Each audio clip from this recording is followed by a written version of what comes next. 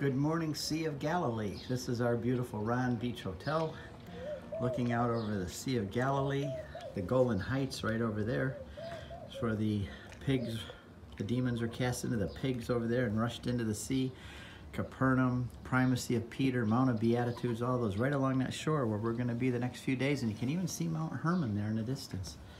Beautiful place here. Beautiful morning. Our group is excited to start the pilgrimage.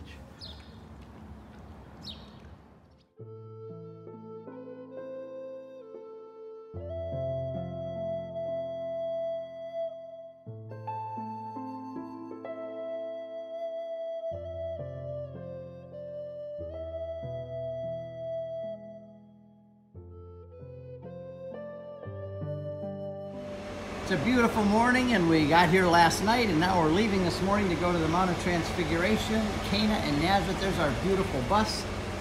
We're going to be heading west today, and there's David, our wonderful bus driver. And here's everybody loading up and getting ready to go. Good morning. Let's start our day with prayer. Look to the right and see the Sea of Galilee.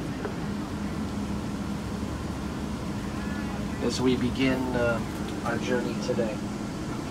It's a beautiful place. Now, I'll explain why we do leave so early. You were way too tired last night to tell you then. Is we have to take taxis up the mountain. The bus can't get up there because switchbacks going up the side of the mountain.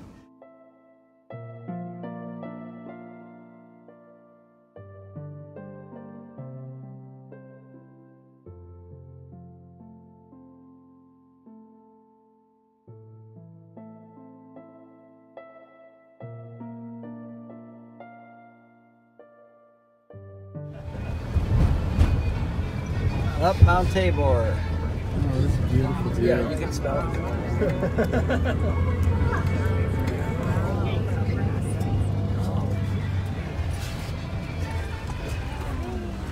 How y'all doing for the movie? Fantastic.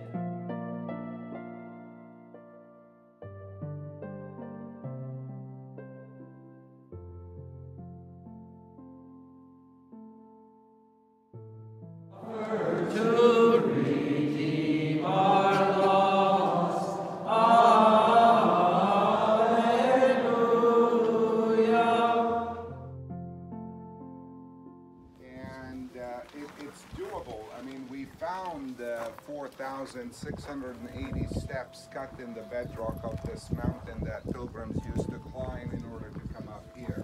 And you know, they didn't just come once a year. They came here, some of them on daily basis. Sometimes I see people coming out of the van and they, with a big sigh, we made it.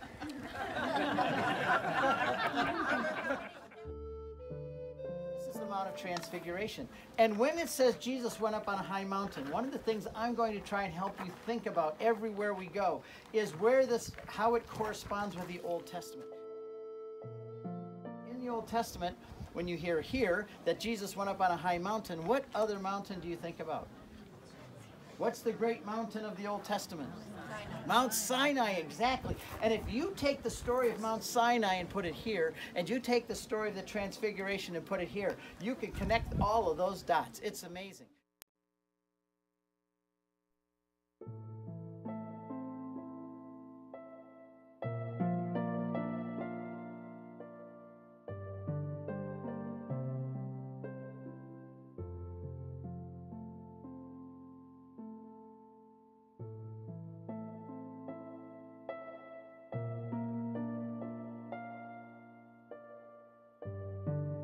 Walking up to the Church of Cana right now. Here's the group. Father Courtney. Hi, Steve. Here comes the whole group. We're going to a wedding. Going to a wedding. Y'all heading to a wedding? Why don't we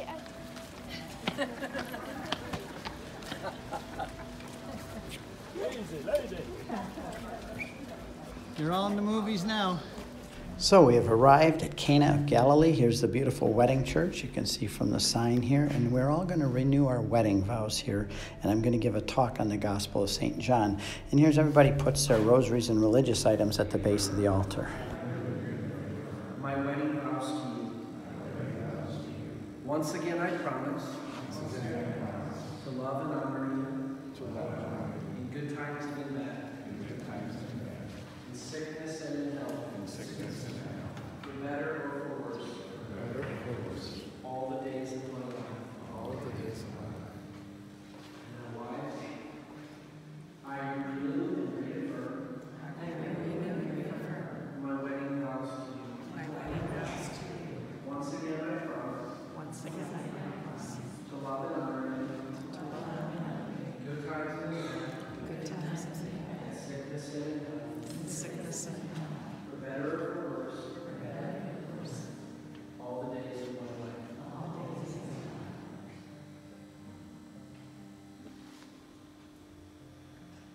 The wedding rings they once exchanged are the sign of their fidelity. May they continue to prosper in the grace of the sacrament. Amen.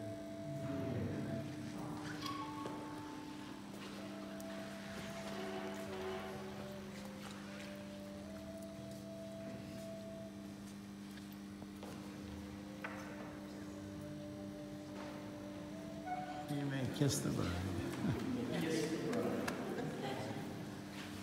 Have Mary at the very beginning telling Jesus to do this, and Jesus says, "No, Mom, it's not time yet." And she said, "Yes, it is," and walked away. Who is it that told Jesus? After the ceremony, we go down to first century Cana and then to the most important stop of the day, ha. Up and once they filled their stomach, I'd say sit, wait, because they're going to come out with some baklava if you stay longer. And also a little cup of coffee, our coffee. This bunch is like your big cups. Here's our beautiful bus parked outside the Autar restaurant where we've come for lunch, and I'll take you in and show you what everybody's experiencing for lunch today. These are called mezza salads. I'll show you a picture of them in a minute, but these are mezza salads with pita bread, all kinds of fresh fruits and vegetables here. You like it? Yeah, beautiful. Wonderful. Thank you.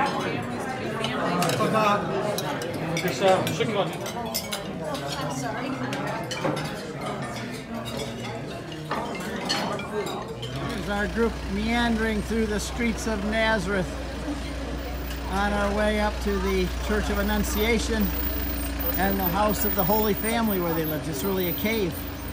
But here we are, walking up the sidewalk, heading to the church. After a short walk through Nazareth, we see the Church of Annunciation straight ahead, the basilica where the angel announced the birth of Jesus. Here is the big, beautiful facade, and Amr explaining his church, his own parish. Thought, just give it some time and people will come. And that's when another war broke out, which was the Yom Kippur War in 1973. There's Mary and the angel Gabriel. And it says here in Latin, the Word became flesh and dwelt among us. The four gospel writers who tell the story. Whole gospel stories told right there in front of our eyes. Again, just to go over a few with you,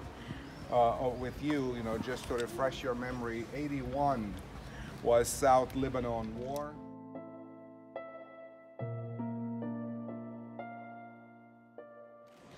This is the place where Mary lived as a young girl, where the angel met her, the grotto of the Annunciation. And our group just went down there and prayed the first mystery of the Rosary, the mystery of the Annunciation. I'll show you a picture of the altar there because it says the Word became flesh. here, not in Bethlehem, here. Now we're looking at a statue of Our Lady of Nazareth, what she would look like. I'll show you a picture of that as well.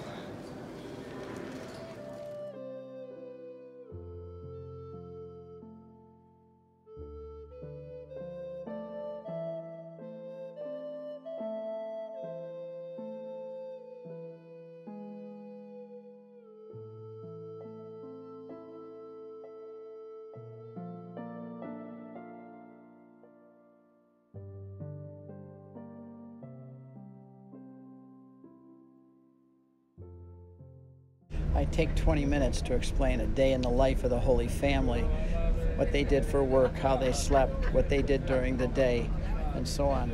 And this is then the Church of St. Joseph that we go into, and below it is the cave where the Holy Family lived.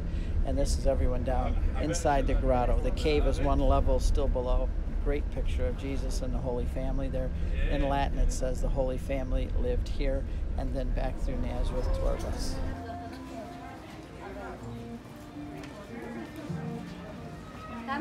Walking through the streets of Nazareth back to our bus.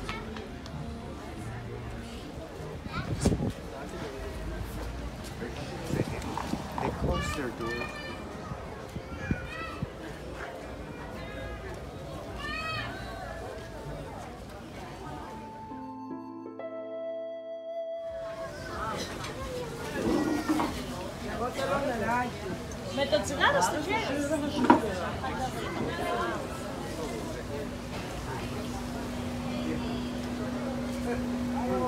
What's going on? Everything's fine.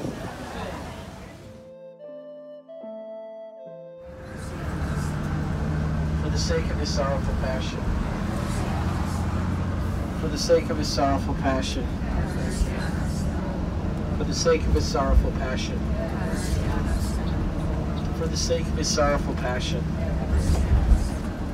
For the sake of his sorrowful passion. It's a beautiful ride home, only about 45 minutes, and we're back to the Sea of Galilee. As you can see here how beautiful it is as we enter again into Tiberias. We pull into our Ron Beach Hotel and everybody gets off, and we have 3 hours free this afternoon for people to enjoy this beautiful land. People need time to process things, to relax, and here we see it happening.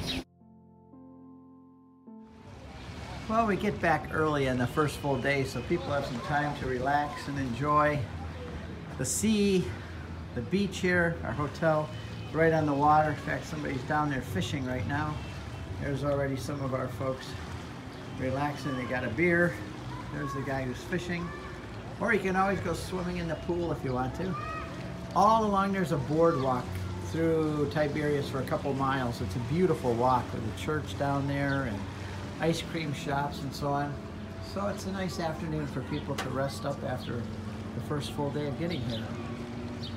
See you tomorrow.